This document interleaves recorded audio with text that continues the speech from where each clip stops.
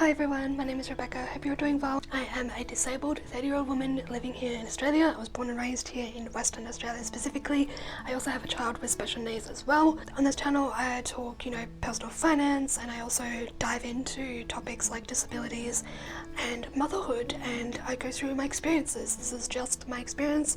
I'm just verbalizing and trying to create a safe space for other people to do that who may be in a similar boat or just have some relatability. This has definitely been a topic that's come up quite a lot. I definitely think in the social media space as well, the one and done. Originally I wanted 2 kids. This is just based off of my experience. I wanted 2 kids initially before I had my daughter, and both my partner and I agreed yeah, we want 2 kids. And then life happens. Life was lifing and things were thrown at us, I guess me specifically, since I was the pregnant one and the birthing one and the postpartum one, that I really did not expect.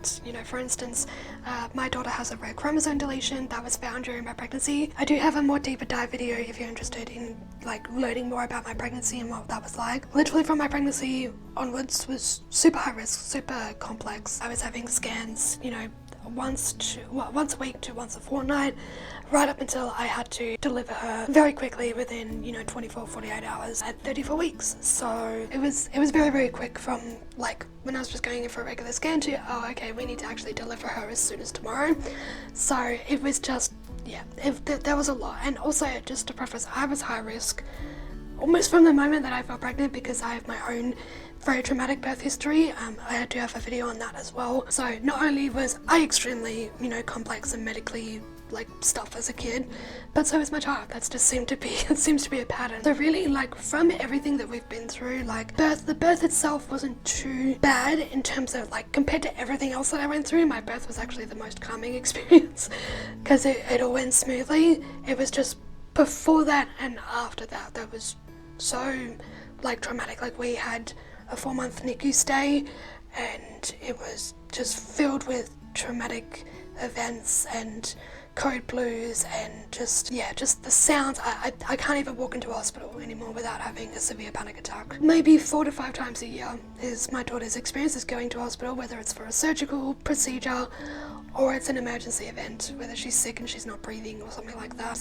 It's not easy. And then there's also the therapies and the NDIS, and then now we're transitioning into kindy and school and what that's going to look like and what plans we need to put in place. And she has to go to a special needs school because no other school would take her because of how highly complex her needs are and her equipment that she has to use to be able to try and walk and things like that. There's so many things that make, at least my experience as being a parent is really, really challenging. I know I've touched in other videos relating to how difficult my parenting journey has been, but it's really solidified in me. I guess for me, mentally and emotionally, I can't have any more kids. Physically I can, but emotionally, mentally, I can't go through that again. The risk factors of my mental health would be way too high.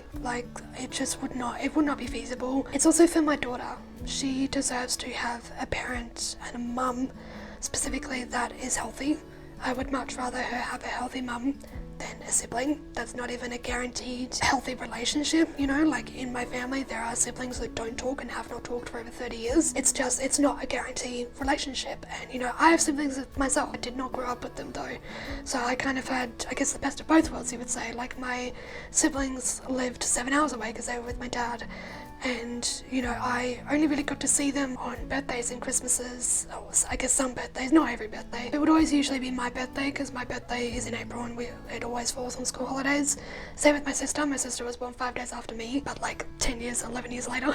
But then my brother, for instance, he's born in December. I was always in school at that point, so I would never really get to see him. But because of that too, I don't have as much of a close relationship as I wish I had I lived with them. I think both of them, I feel, have a much closer bond because they obviously grew up together.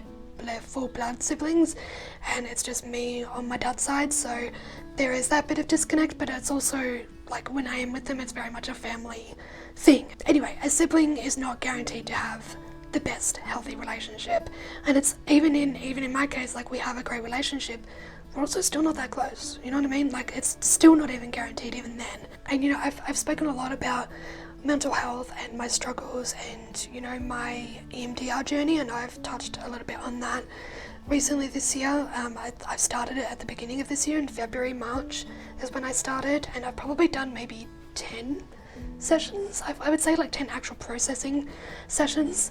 Unfortunately, these last 2 sessions of this year, I've had to switch therapists, so we're having to like kind of backtrack a little bit. And I guess it's good in a way because this last session for this year, in this month, we get to kind of plan out what I actually want to process, and then January we just hit the ground running. So there is that to look forward to, but it is interesting having this pause, I guess, for a couple of months and seeing how mentally I handle that. I know I've been seeing the one and done topic a lot.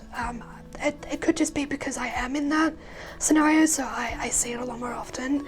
But I think just in general, there's just a lot of discourse in my personal life with my friends and my family and stuff like that, how they're not having any more kids, whether they have one or they have more than one. I also just want to point out as well that like, just because I'm one and done and I mentally, emotionally can't have any more kids, like that doesn't mean somebody else can't. It's a very personal decision to make. My pregnancy with my daughter was planned. It was not an oopsie, it was a very planned and wanted pregnancy. You know, going through my experience with her that I have, there's only so much that my heart can handle, and my heart's already burst with a lot of love, a lot of fear. I feel like my heart's about to burst and I can't do it again. But there have been so many nights, you know, because she's really struggled with sleep, and we're actually about to put her on a medication for the first time ever. She's 3.5, and I'm like, I'm on my wit's end. Like, she needs help. She needs help to be able to get to sleep better. So we're about to start that, but there's been so many nights where I've just tried to rock her to sleep at 1 a.m. because she's been so hyper and then just crashed, like having like a full like meltdown of just like crashing. Where I'm like, I can't do this anymore. I don't know how much more I can take of this. Every single time it just solidifies, like, I'm one and done. I'm one and done. I can't do this again. Mentally, emotionally, cannot freaking do this again. It's affecting my mental health. Also for me, it's a trigger with my Meniere's disease to be sleep deprived. So that's very, very consistent and constant. The bottom line is I know my body, I know my mental health, and I know myself better than anybody. I know when I'm done. You know how you just know? I knew not long after I had her, it's not going to be healthy for me.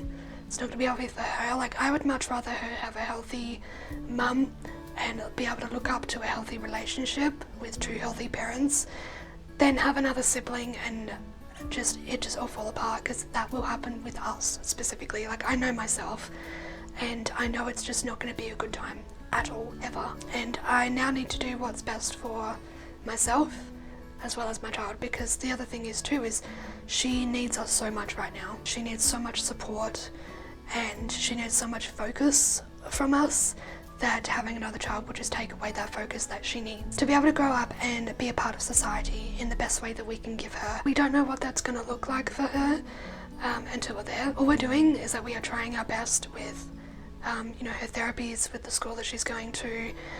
We're just doing our best with the time that we have, and thankfully, at least in my case, we've got all the time, because I'm not going to be focused on a pregnancy and a birth and then another child, and I also get to focus on myself, which selfishly is, I think, one of the most important things, because I get to work on myself, which is going to benefit the way that I parent, which will then benefit my child. So I think that's where I'm actually going to leave this here, because I think my storage is about to run out on my phone. So thank you all so much for watching. Comment down below if you have experienced this or you're in this thought process as well.